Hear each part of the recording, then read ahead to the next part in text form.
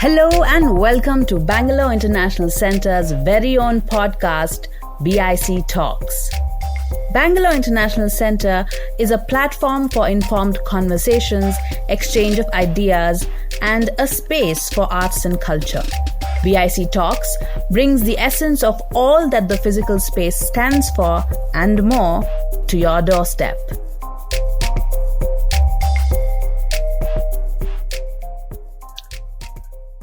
Cities are now habitat for most of humanity.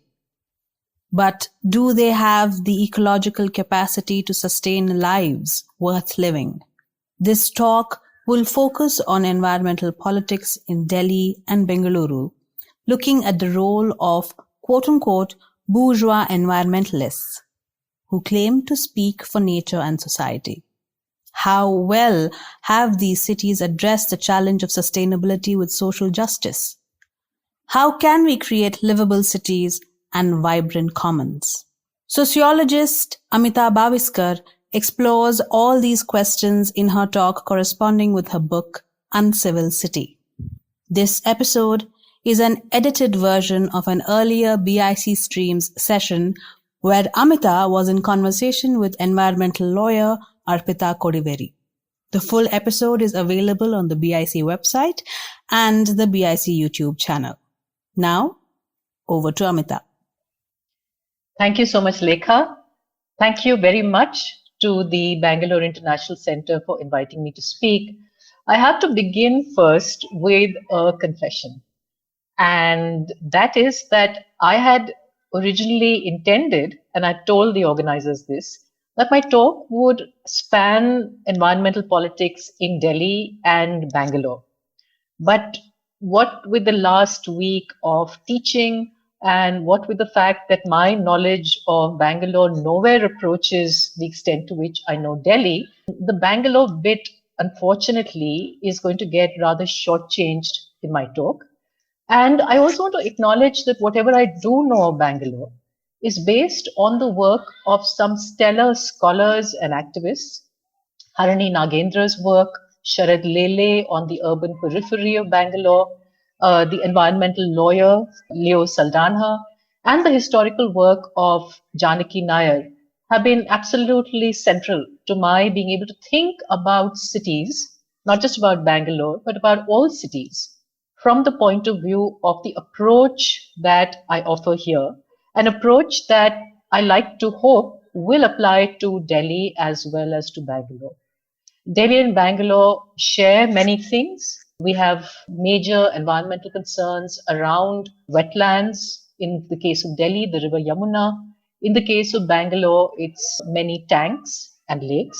We also have rapidly changing cities which have densified, become more congested, and the battle for what the city should be is actively fought in Delhi as well as in Bangalore. Let me also begin with a small caveat that the book that I'm discussing today was finished last year and it came out in January this year. And since then, we've just been hit by a whole storm of events in Delhi. First, the inspiring anti-CAA and National Population Register protests in public spaces that reclaim the streets as a place for declaring allegiance to the Constitution.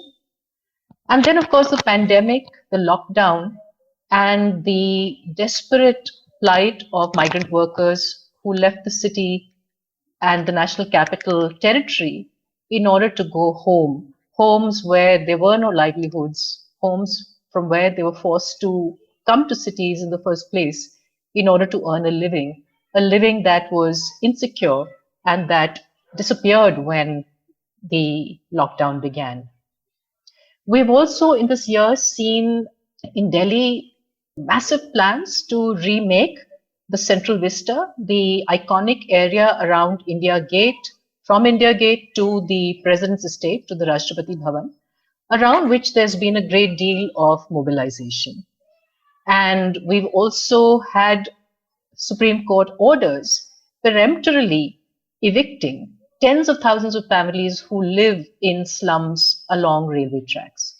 So all of these events, in some ways, which have come after I've written the book, have made me go back and think and reflect about whether what I wrote in the book still holds. And I think that the overall approach or the analytical frame that I have offered in this book does seem to be useful in understanding the kinds of divisions and disputes that appear in the public domain, as well as those that don't. Let me tell you how I got started on thinking about the urban environment a very, very long time ago, more than 20 years ago. And I want you to cast your mind, if you can, to a Delhi of January 1995, a cold winter's day, misty and in fact freezing, and the North Delhi neighborhood of Ashok Vihar, a well-to-do area with houses, what are called kothis, small-scale mansions. And in Ashok Vihar, on that cold and foggy morning, early risers were emerging from their warm houses for morning walks, bundled up in woolen jackets, scarves, and caps to keep out the chill. Some of them had pet dogs training at the leash to go out. And as one of these gentlemen walked into the neighborhood's open area, an area they had designated as a park, he saw a young man, thin, poorly clad, walking away with an empty bottle in his hand.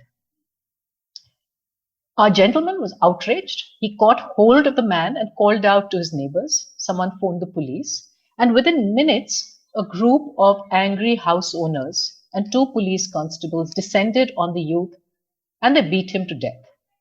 Now, a report by the People's Union for Democratic Rights investigated this, and they found that the 18-year-old man was someone called Dilip.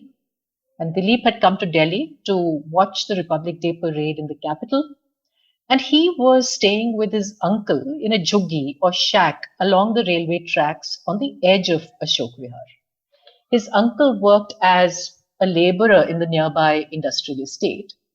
And like all other planned industrial zones in Delhi, this estate as well had no provision of housing for workers. So, although the juggi cluster had more than 10,000 households, mainly industrial workers living there, it had only 3 public toilets, each one with 8 latrines. So we're talking about each latrine being shared between more than 2,000 people every single day. So understandably, for most residents then, any large open space under cover of dark became a place to defecate. And their use of the so-called park for this purpose put them at odds with the affluent residents of Ashok Vihar, who then paid to have a wall constructed to separate them from the unsightly Juggi Basti and their own homes. But this wall was soon broken, not only by people looking for a place to defecate, but also to allow the daily traffic of domestic workers who lived in the Juggi Basti but walked across the railway tracks every day to cook and clean the homes and cars of the rich, to wash their clothes and mind their children.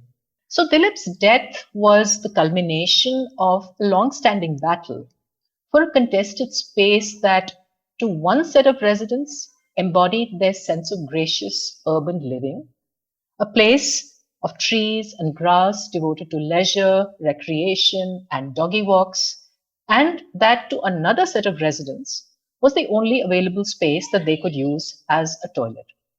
And if he had known this history of simmering conflict, Dilip would probably have been more alert and wary. Perhaps he would have run away when challenged, and perhaps he would still be alive.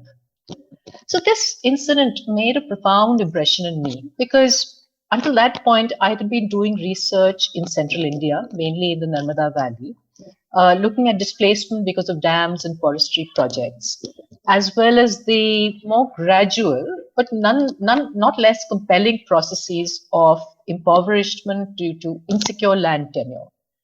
And I'd seen very often state violence that tried to crush the aspirations of people, poor people, striving to craft basic subsistence with dignity. And now I was watching a similar contestation over place unfold in my own backyard. I'd looked previously at conflicts over the environment in rural India, and now my attention was directed towards how, in an urban context, too, the struggles over the environment were negotiated through rather different projects and practices. And this concern about what was happening in the city grew stronger as I saw two sets of processes unfold, each one an extraordinarily powerful attempt to remake the urban landscape of Delhi at the turn of the century. There were a series of court orders through which the Supreme Court initiated the closure of all polluting and non-conforming industries in the city. And this order threw out an estimated 2 million people employed in and around 100,000 approximately working units. At the same time, the Delhi High Court ordered the removal and relocation of all Jhuggi squatter settlements on public lands, an order that demolished, ultimately, the homes of more than 3 million people. At that time, Delhi had a population of around 12 million. So the enormity of these changes was quite mind-boggling. But they were hardly covered by the media. And both these processes were set in motion by the filing of PILs, public interest litigation, by environmentalists and consumer rights groups, which showed that bourgeois environmentalism, as I call it, had emerged as a concentrated force in Delhi. And the idea of the environment, which reflected upper class concerns around aesthetics, leisure, and safety, as well as health, had come to strongly shape the disposition of urban spaces. And as I tried to make sense of the changes in the city in which I'd lived since my birth, I found that there was a Delhi I knew nothing about. Even though Ashok Vihar was close to my home in North Delhi, I'd never gone into its Jhuggi bastis or the industrial area adjoining it. Geographical proximity did not translate into social familiarity.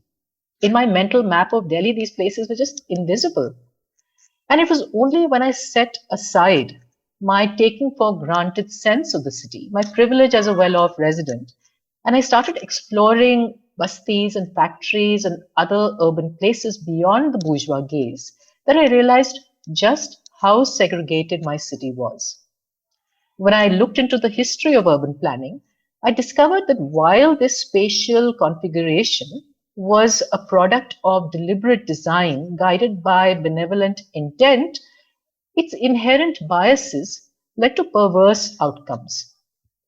In Jhuggi bastis, with their open drains and gut-churningly filthy latrines, I came to realize that spatial segregation also created an apartheid of the imagination. Even though the majority of Delhi's citizens lived in such settlements, well-off sections of the urban population simply didn't see or care about them. Despite the dense social fabric of daily economic transactions that brought them into contact with domestic workers, vendors, security guards, courier deliverymen, sales assistants, and restaurant staff, Delhi's upper classes remained socially incurious and spatially oblivious to where and how the working classes lived. Unless, of course, a Jhuggi basti got up their nose and obtruded on their sense of urban order. Then they moved the courts, petitioning for the summary eviction of working class settlements, and their actions further intensified the persistent contradictions between a shared economy of work and a segregated ecology of shelter. The contradiction between capitalist accumulation and social reproduction. So, as I said, I began writing these essays on environmental politics in Delhi about 20 years ago, and I was fresh from the Narmada Valley, where claims about rights to nature and belonging in the nation were at the heart of a vibrant social movement, the Narmada Bachao Andolan. But in Delhi, I was struck by the sheer absence of any kind of movement from below. And although city dwellers shared environmental problems, it was really remarkable how the most vulnerable sections of the population were not only absent from the conversation, but they were vilified and victimized by the proposed solutions. At the same time, those who were best placed, who were the most privileged to address ecological issues, were actually blinded by their power, unable to acknowledge their own complicity in creating the ecological mess that we're in. And the concerted direction of bourgeois environmentalist initiatives has not only transformed lives and landscapes in Delhi in the last 2 decades, but it has actually worsened our common predicament. And I just want to clarify that when I say bourgeois environmentalism, I'm not talking about those many environmentalists who make common cause with working class people in the city and who strive for their rights to the city, for their recognition as equal citizens. I'm talking about those who come to it from a place of privilege and whose approach is to try and create social order at the expense both of the urban environment as well as the city's working class populations. And as I looked at different aspects of the city and how it's changed, I thought it was also important to recount this history because we're often captive to the present. We forget how places and people used to be. We fail to see how the remembered past might inspire actions to recast the ecological and social relations in the future. So when our imagination is imprisoned by the minutiae of everyday life, we need more than ever to stand back and reflect on what was and what might be.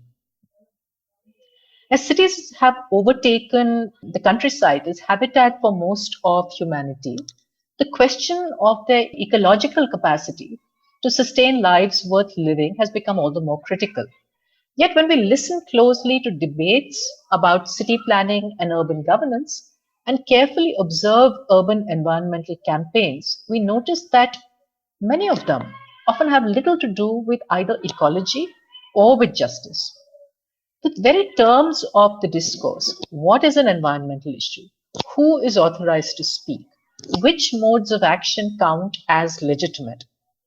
These terms are partial, particularistic, and perverse. And in this book, what I do is look at why this is so. And I argue that one, the power to define and deal with an issue as an environmental problem is unequally distributed. Social location and cultural capital shape who has the power to act, what are the interpretive frameworks that we bring to bear on defining an environmental problem and dealing with it. I also point out that the kind of bourgeois environmentalist initiatives we see are based on often selective and superficial framings of environmental issues. The other thing that I try and point out in the book is that there's something about the urban environment which baffles us, which poses a peculiar perceptual problem because it's a little hard to understand the urban environment in terms of the commonly understood features of nature. When we think of nature, we think of trees, we think of birds, we think of rivers and tanks. But we have to remember that the built environment is also a form of nature transformed. And scholars, geographers, sociologists who talk about urban metabolism look at the ways in which both natural landscapes, resources, living beings, as well as the built environment together create a form of nature in which we cannot apply the template of natural resources that has been developed for understanding rural conflicts. So there's a problem of perception that we need to shift. And finally, in this book, I argue that urban environments have primarily been managed in terms of securing spatial and social order. This logic still continues to dictate environmental politics, and this has led to the setting aside of questions of ecology and justice in the city. And what I do in the book is to trace these arguments by looking at different aspects of the city, homes and workplaces, ordinary streets and extraordinary spectacles like the Commonwealth Games. I look at so-called natural features, but which have been hugely transformed in the city, like the Delhi Ridge and like the river Yamuna. And the context for not just what's happened in Delhi, but in Bangalore, in all other cities, is that of economic liberalization. The emergence of a real estate market in cities, the emergence of an affluent class to whom the benefits from liberalization have predominantly flowed, the imagination of cities as needing to be world-class, smart cities, and the way in which the commercialization of cities, city spaces, the commodification of the environment has been driven by the desire to create more spaces for bourgeois consumption. This is the larger context, the backdrop against which I write. And as many of you know, Delhi was supposed to be a planned city, and state monopoly over the regulation of space was meant to promote the public interest. New Delhi was planned by the British, and following New Delhi in the 1950s, the Delhi Development Authority was formed in order to make sure that the city grew in an orderly fashion. And an enlightened state was meant to guide economic growth, molding it to the ideals of the modern city. But what happened, in fact, was these ambitions about social and spatial order were thwarted by the internal contradictions that transformed state capacity, all the sorts of vested interests that politicians, bureaucrats, and others brought to urban planning. And these plans were also undermined by the sheer complexity of the social world that they sought to control. So slums and squatter settlements came up in Delhi not as a violation of the planning process, not as a violation of the master plan, but as its inevitable outcome. The plan simply wasn't enlightened enough, simply wasn't participatory enough to actually accommodate the burgeoning need for places of work, places to stay that emerged from Delhi's population. But despite this paradox that slums came up not in violation of the plan, but because of the plan's inadequacies, the idea of the planned city still prevails, and it provides a kind of a fertile field for structuring both violence against people, demolitions that say you're in violation of the plan, but also structuring desire, ideas about what the city should be, especially ideas that are favored by bourgeois environmentalists. And these environmentalists often approach the courts to seek decisive action, to impose the kind of order that's essential to their sense of well-being and security. And government officials use the plan as a weapon because it empowers them to extract rents and displace people. Everybody who is not in line with the plan is vulnerable. And instead of being a force for the good, in fact, the plan has reproduced the vulnerability of migrant workers whose labor keeps the city going. At the turn of this century, bourgeois environmentalist discourse about air and water pollution invoked the notion of public interest, and they persuaded the courts to shut down factories and firms. So we got a series of sweeping judicial orders that ended Delhi's life as an industrial city just when liberalization had opened up the prospect of land to be converted to real estate.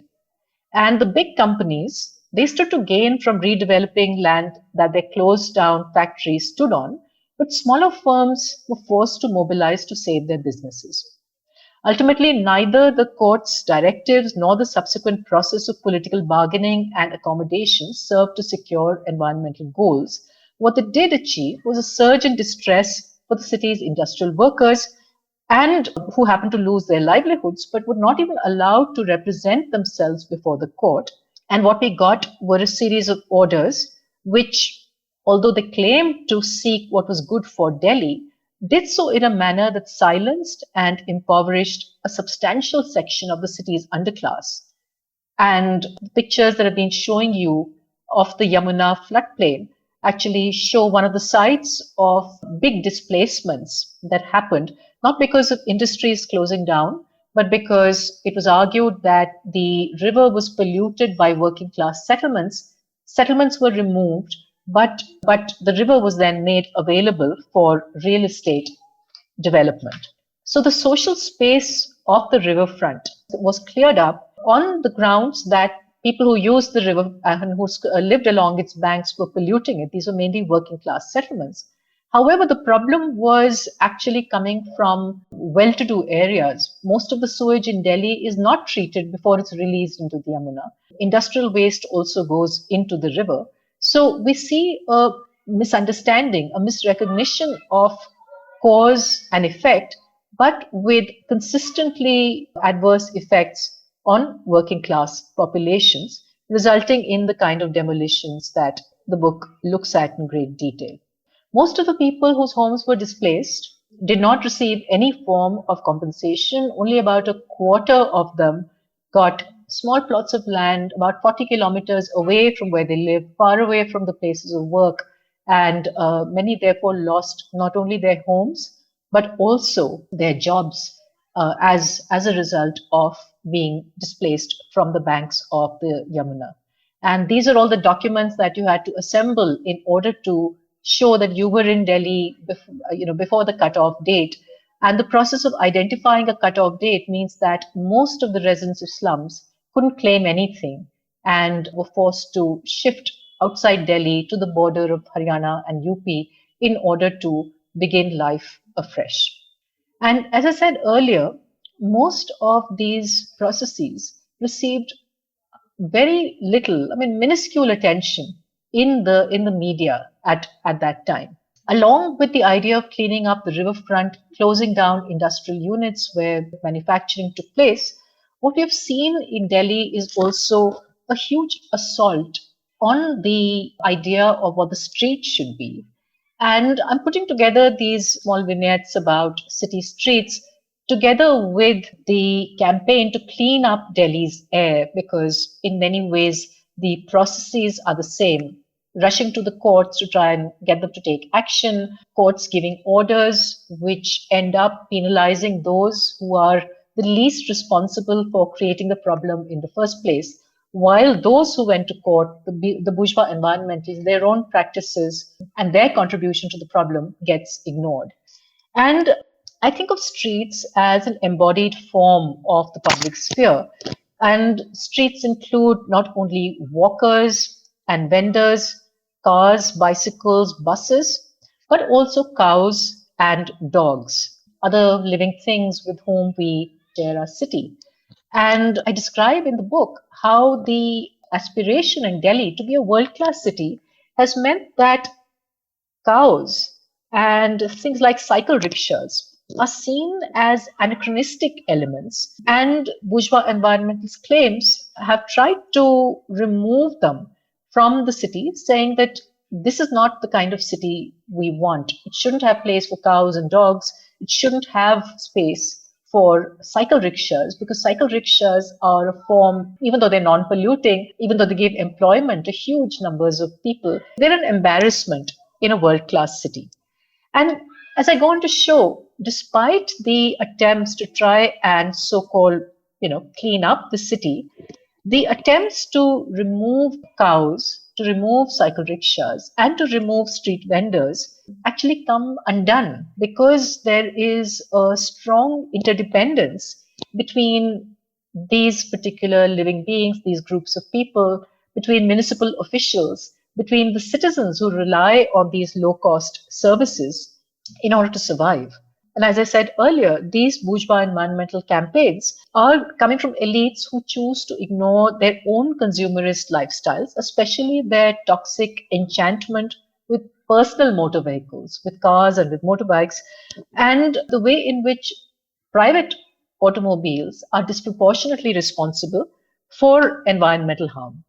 So we see a set of conflicting and contradictory interests and actions that end up creating an unruly republic of the streets, where the problems persist, where inequality still persists, and we have still not devised a more democratic way of including everybody in that notion of how city streets should be, who should be there and who should not be there. How we acknowledge and include the presence of non-human beings in the city continues to be a huge problem. And when we think about nature in the city, most urban scholars focus on trees and green areas.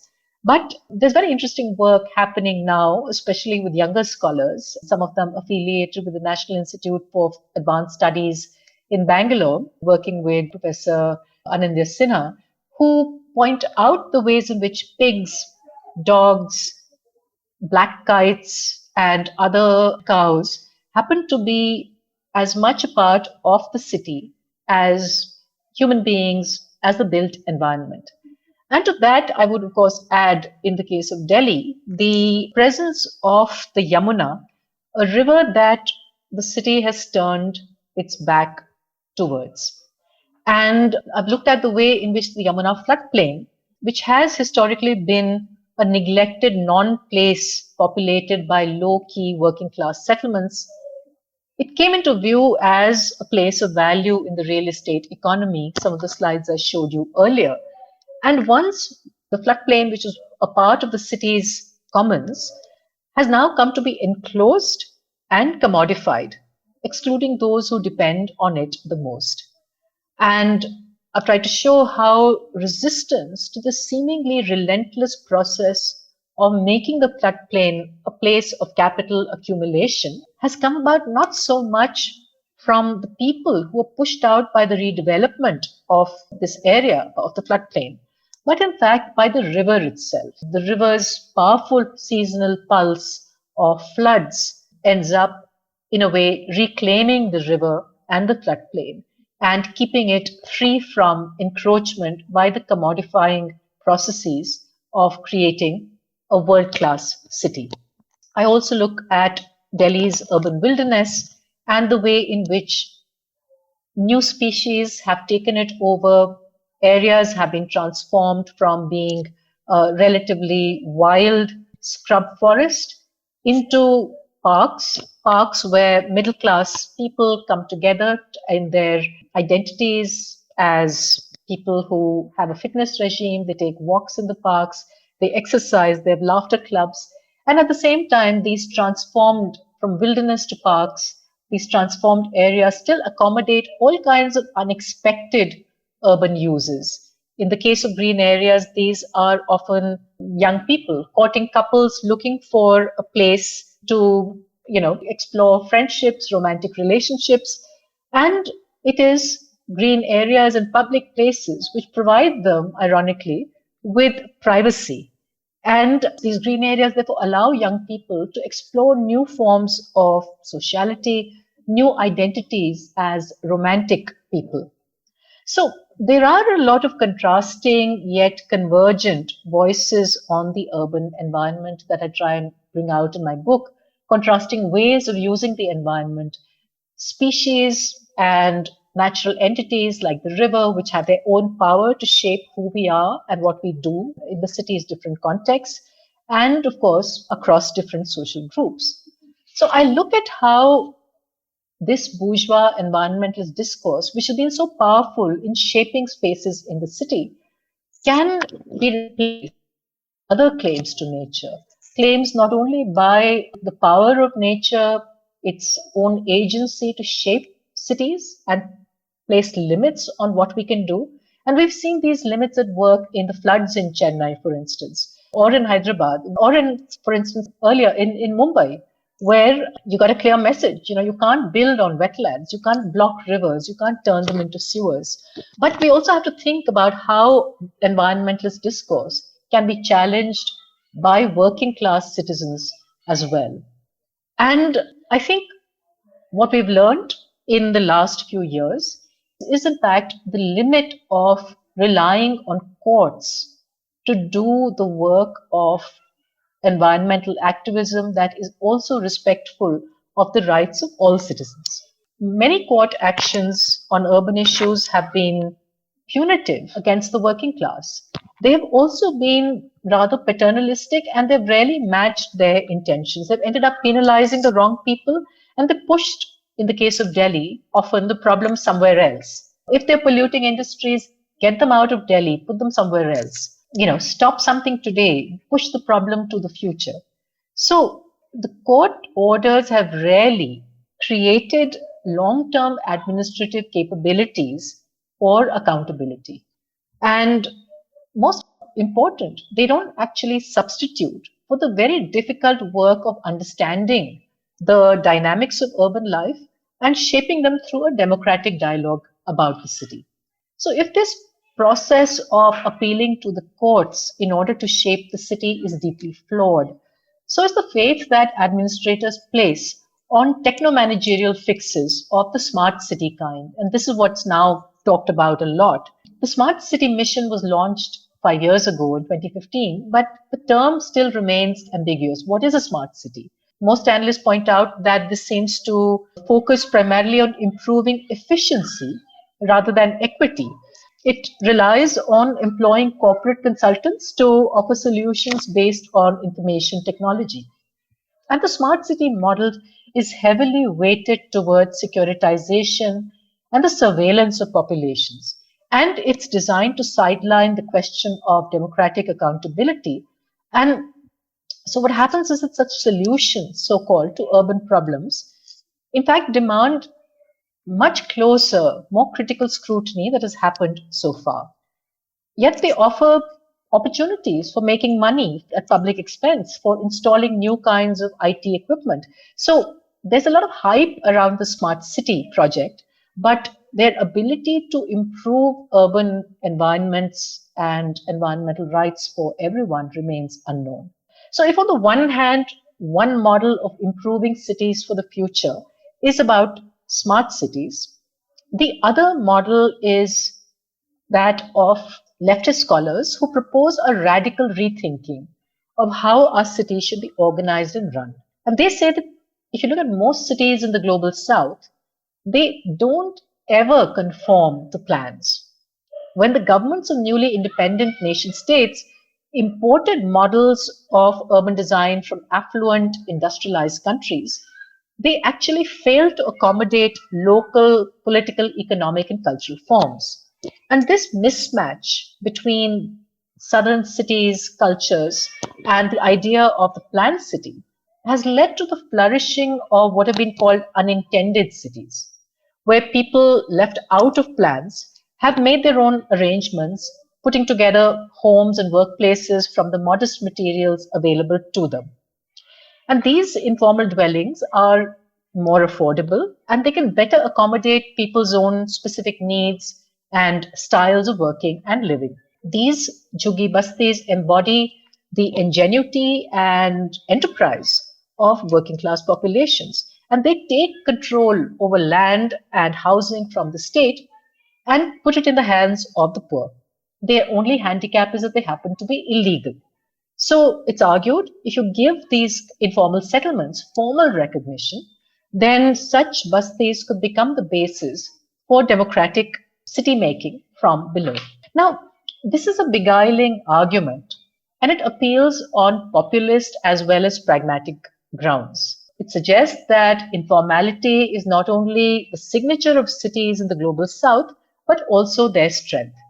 So rather than unsuccessfully trying to stamp it out, government should support such efforts at self-provisioning and trust that people have the innate ability to devise solutions that work best for them. So this celebration of jugaad, of innovative fixes that make the most of scarce resources, I think it makes a virtue out of wretched necessity.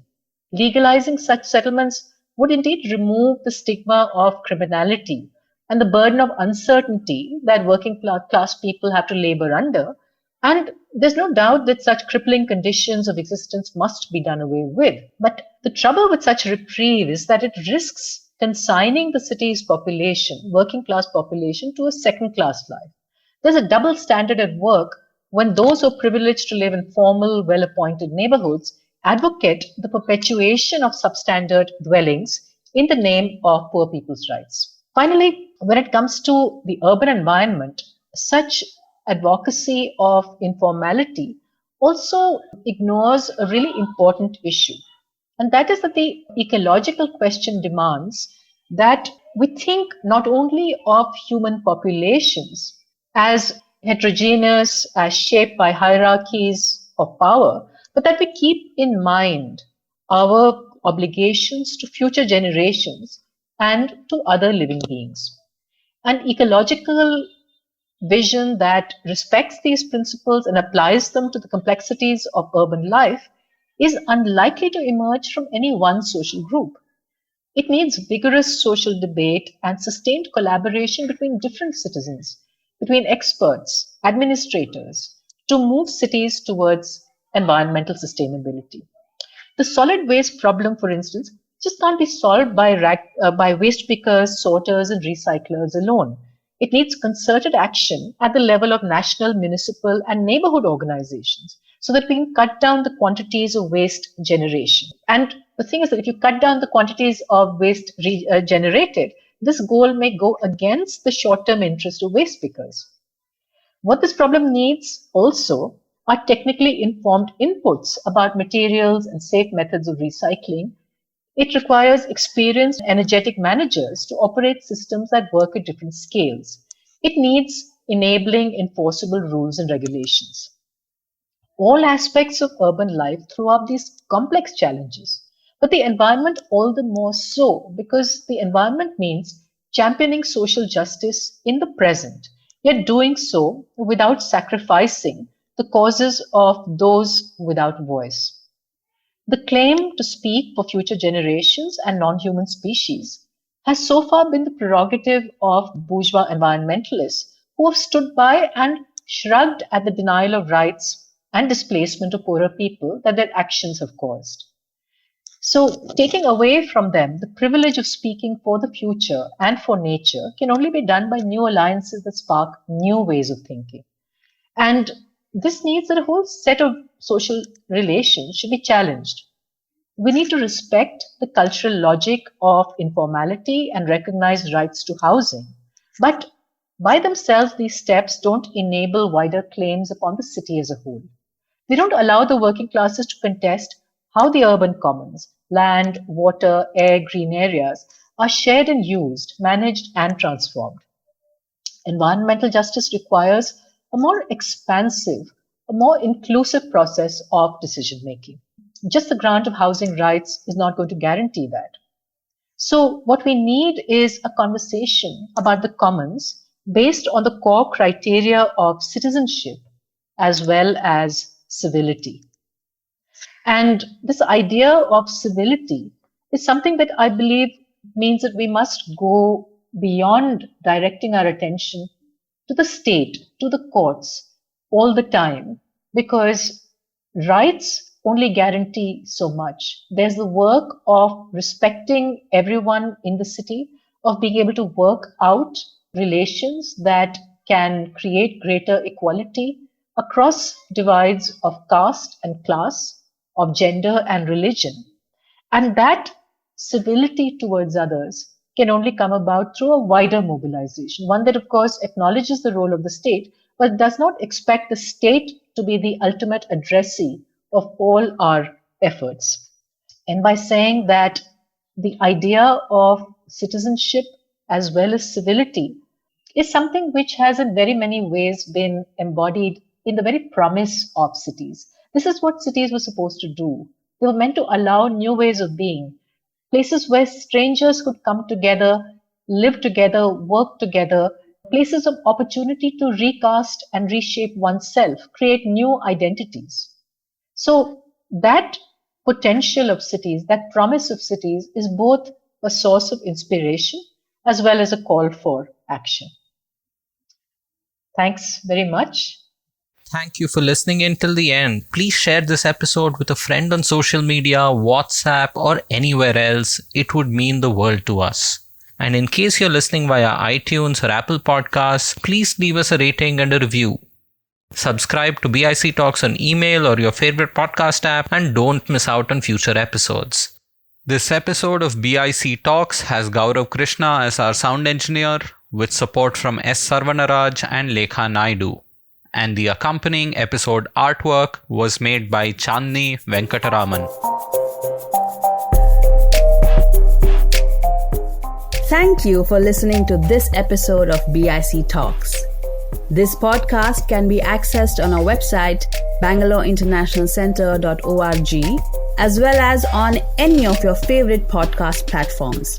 Tune in for new episodes every week. And do subscribe to our YouTube channel and follow our Facebook, Twitter, and Instagram pages to stay informed on our latest updates.